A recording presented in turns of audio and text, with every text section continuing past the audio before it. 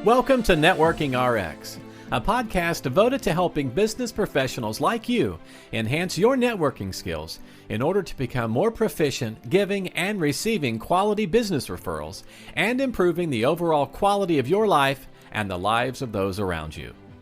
The Networking RX podcast is a production of AmSpirit Business Connections, an organization whose mission is to empower business success through networking.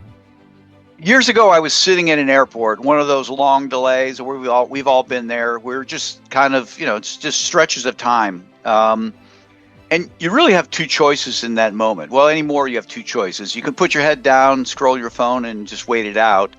There was a time we didn't have phones. You just had to sit there and wait it out. Or you can look up. So anyhow, I'm kind of a chatty person. I was there, and there was a guy sitting next to me. Didn't look remarkable, just a guy, no flashy signs that this person would change my perspective. He was just a guy. But we just struck up a conversation. We're both waiting on the same flight. And there was really nothing profound about the conversation. Flight delays, commiserating the weather, where we're headed. It was the usual small talk.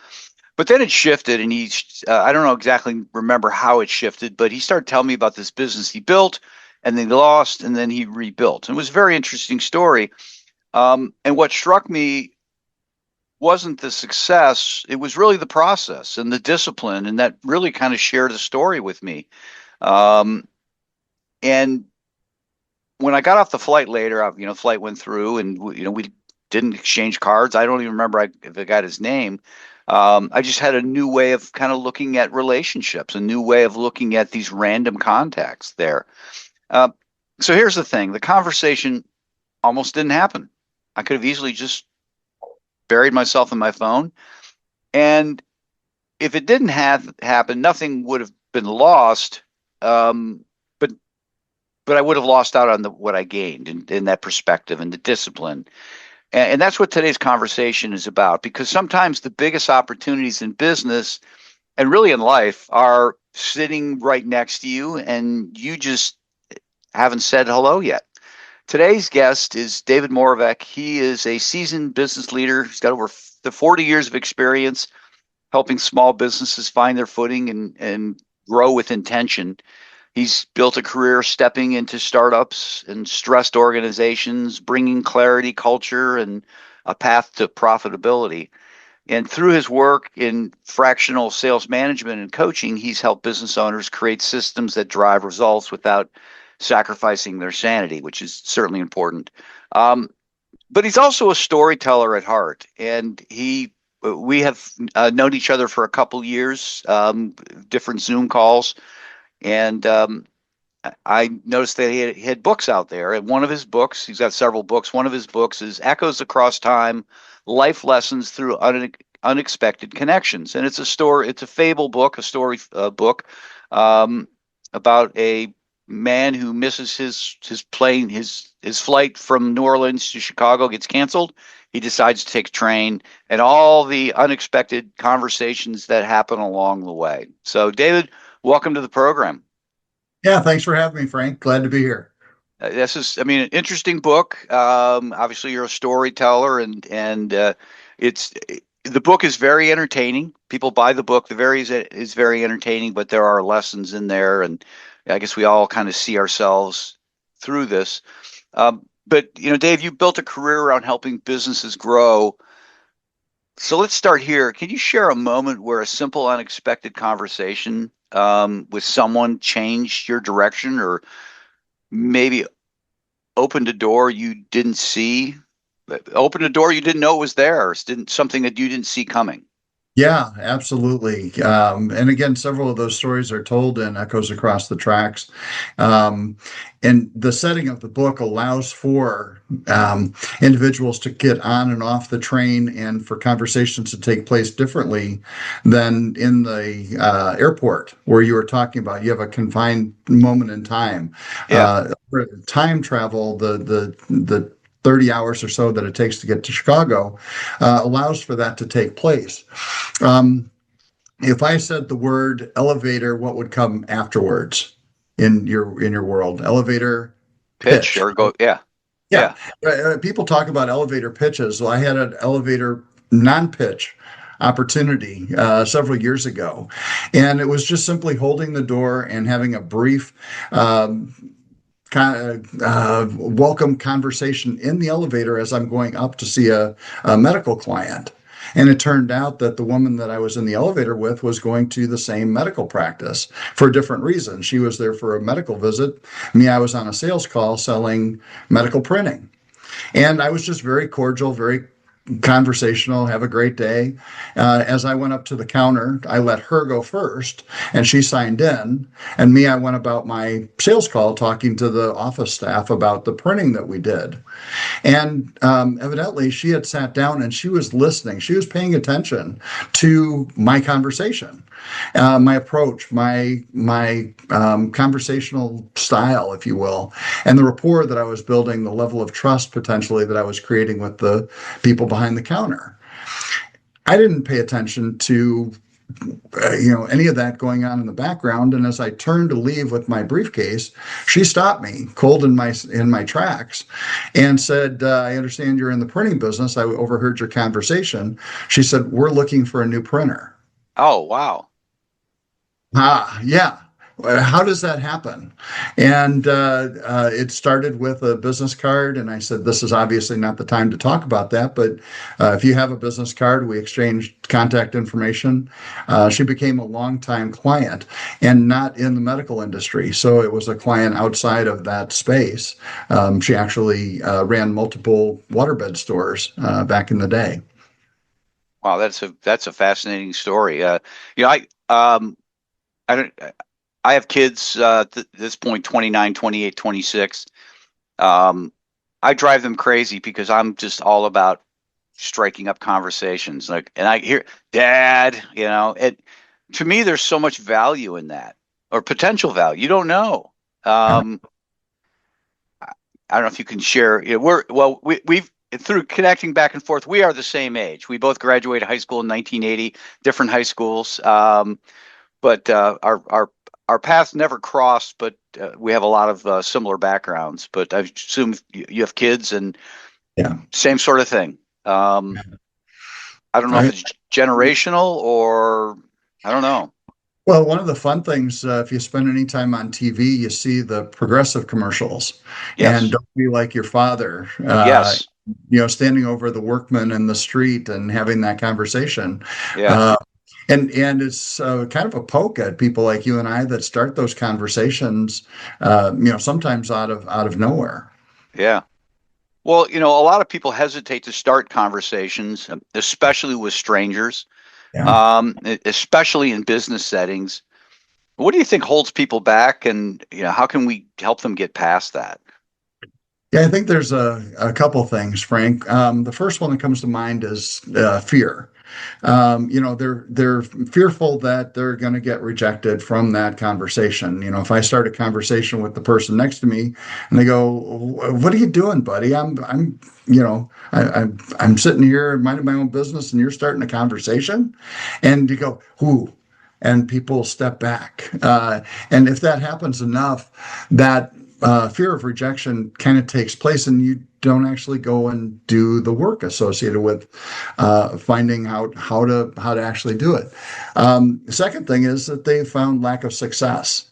They've tried it, or they've worked on this spiel or this approach, and it hasn't worked for them, and so therefore they assume that it's not going to ever work. And so they take that mindset with them to not just the rejection, but the fact that, that's not going to work for me. Even a story like the non-elevator pitch talk might get your attention and say, oh, yeah, it means I should be nice to people and start that conversation. But realistically, I'm never going to see that person again. And I could tell you story after story, and I'm sure you've seen it, and your listeners have seen it over the years, where that's not the case. Where all of a sudden you start talking about the high school you went to. I was in a hotel over Christmas, and there was a group of high school buddies that were there playing, had been high school classmates playing basketball, and they get together every 5 years to play a game of horse. Now they're in their 70s. But Oh, wow. the one guy had a University of Cincinnati hat on, and sure enough, he played with Oscar Robertson. And I wouldn't have heard those stories had I not paid attention to the fact that he had a UC hat on and that I was from Cincinnati and that we could have that conversation. So those things take place. And I think the last thing is that people get in their own zones and they don't want that space to be invaded. So they assume other people won't want that space to be invaded either. And so if I'm not approachable, and I'm sitting there with, a closed stance and a closed body contact, or my earbuds are in, or, whatever that is, that's what I'm projecting. And so therefore, somebody is not going to necessarily approach me either. And I think the three in combination, are a formula for a total lack of success in that approach. Yeah, I mean, we are all our actions are dictated by results of previous actions and people who get shot down. But I think a part of it is attitude as well. For me, at least, I have an attitude that I don't know where this is going to go. I don't know, it's kind of like you going up the elevator with the woman who became the waterbed store woman. It wasn't your intent of talking to her it was just polite pleasantries, right?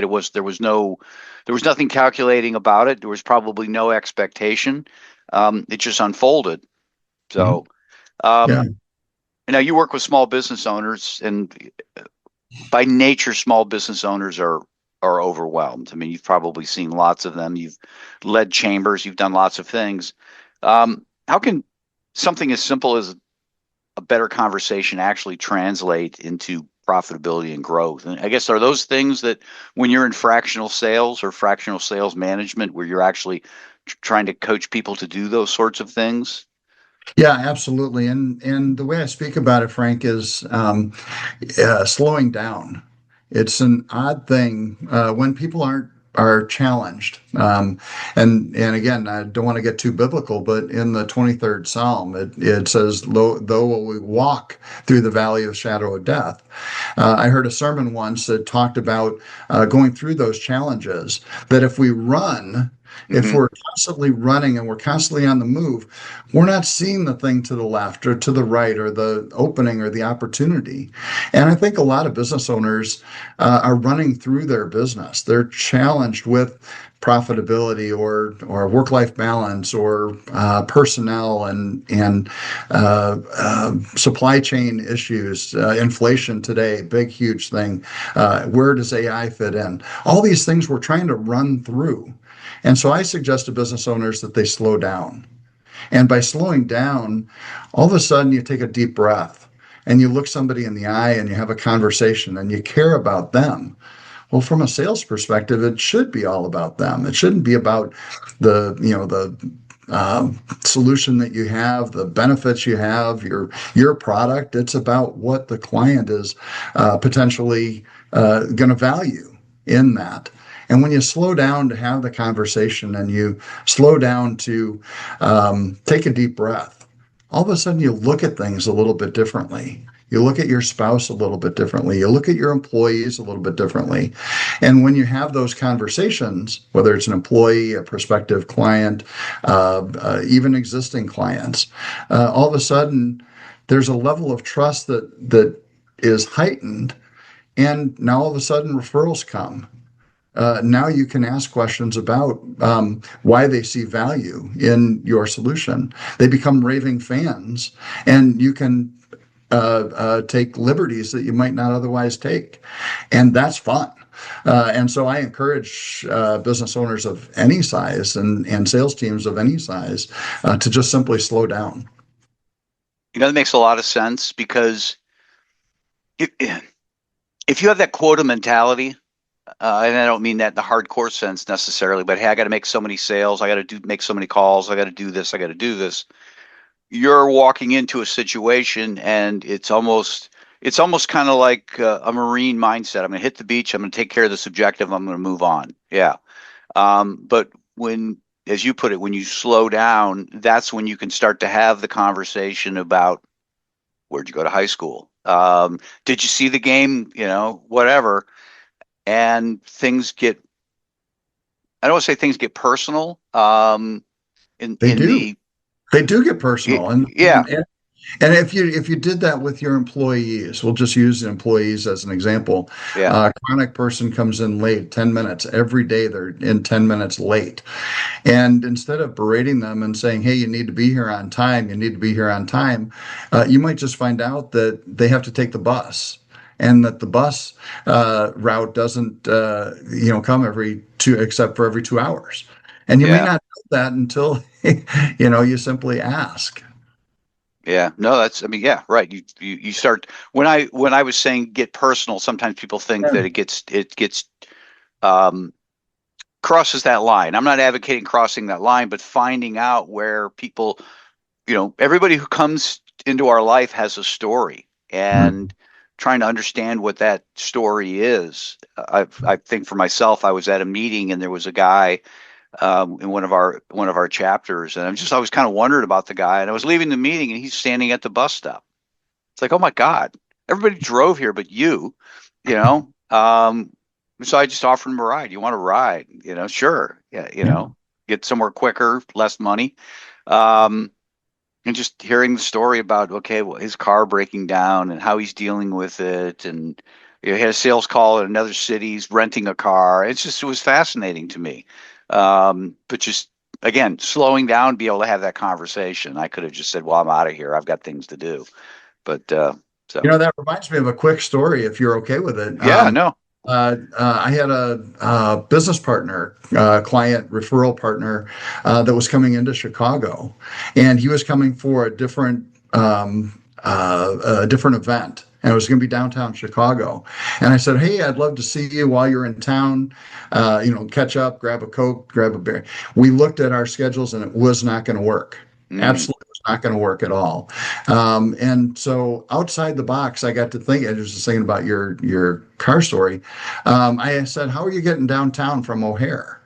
And he said, "Well, I guess I'm gonna take an Uber or a cab or whatever it was. It was cab at the time." And I said, "Well, why don't I pick you up at the airport?" I said, "It's about 45 minutes to downtown Chicago.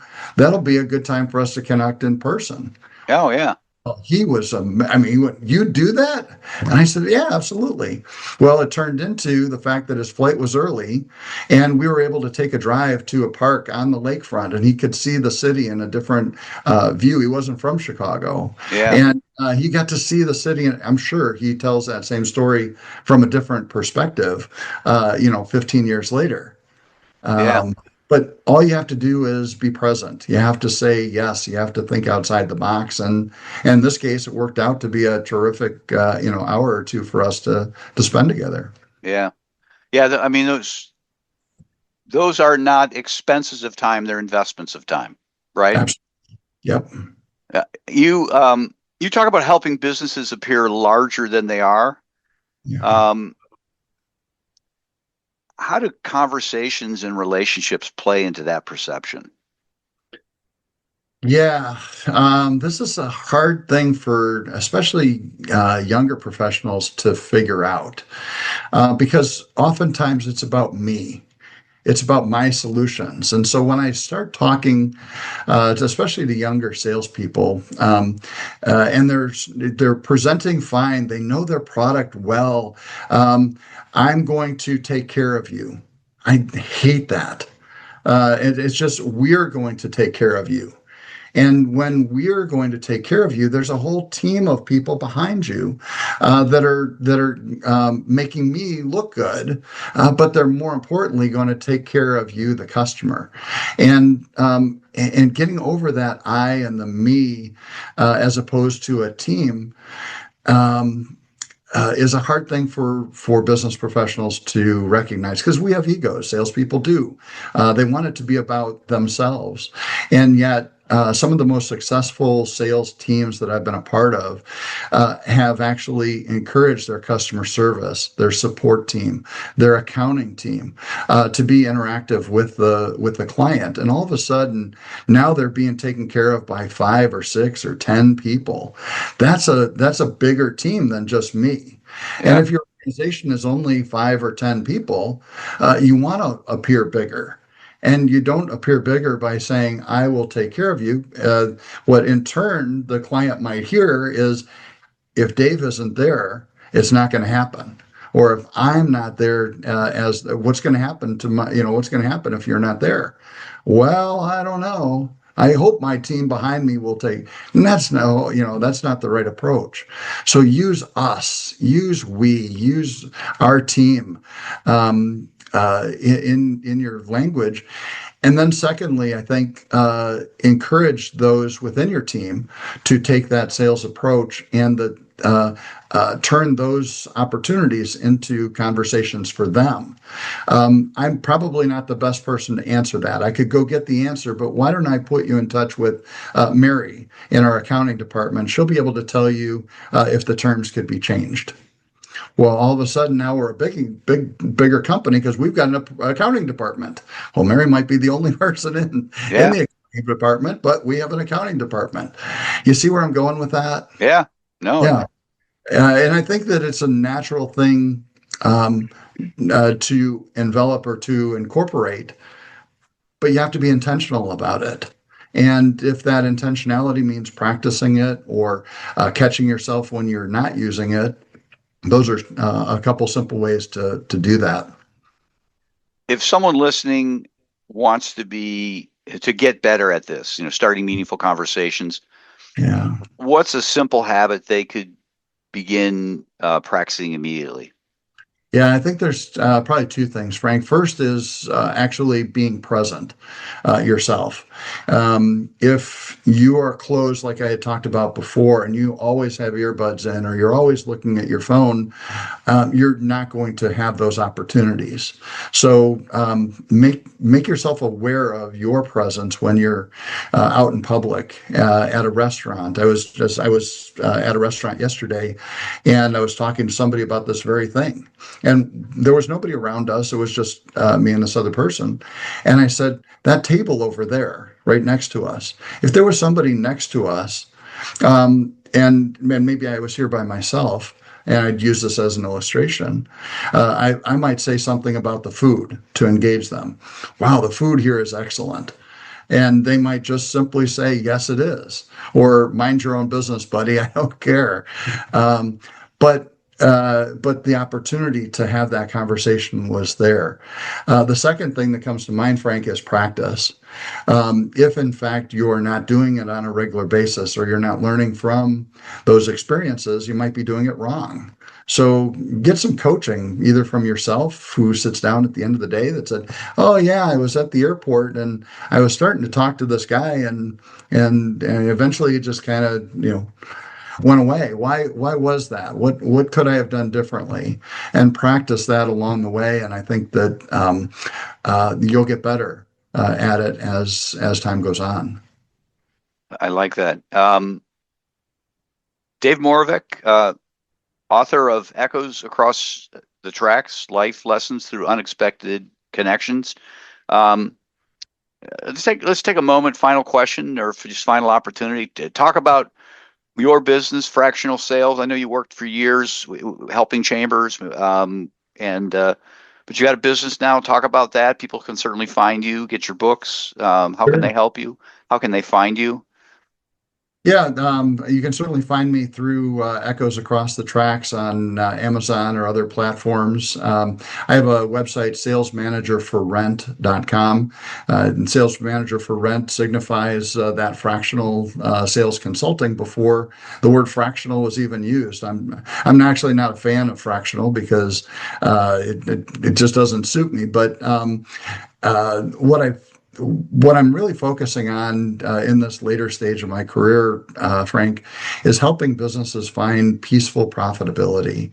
I've developed a simple test to find out whether or not your business is at peace and profitable. And if you're not profitable, you're probably working 16 hours a day or don't have the right mix of the right potential clients or the right price or the right marketing tool.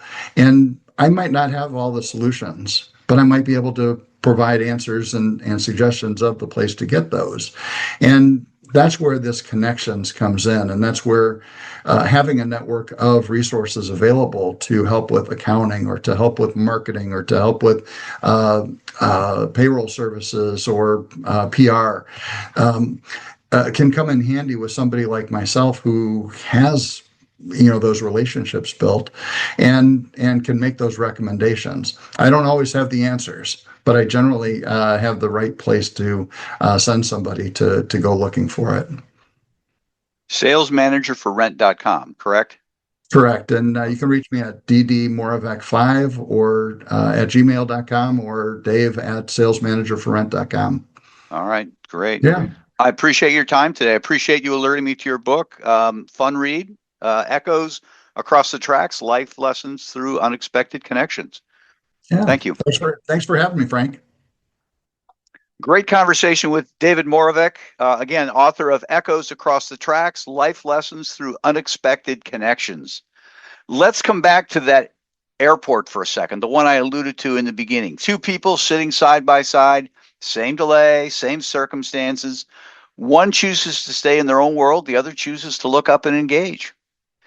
Now, here's what's interesting. The difference between those two people, it's not intelligence, right? It's not experience. It's not even opportunity. It's all there. It's really a decision to lean in, a decision to be curious, a decision to believe that the person in front of you might have something valuable to share. Dave's work and really his life reminds us of something simple but powerful. Opportunities don't always come from strategy sessions or marketing plans or perfectly crafted pitches. Sometimes opportunities, they come from a conversation you almost didn't have.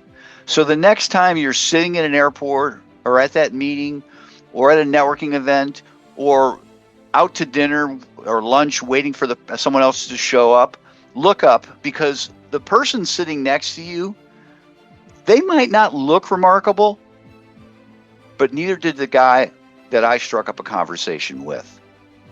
Thanks for joining us on the Networking RX podcast. Please put what you've learned into action today and let us know if you have questions, comments, or ideas for future topics. You can email them to us at podcast@amspirit.com. That's AmSpirit.com. Finally, so you never miss an episode, be sure to subscribe to the Networking RX podcast through iTunes, Overcast, or however you receive your podcasts. Now get out and network with someone. The Networking RX podcast is the copyright production of AmSpirit Business Connections. All rights reserved.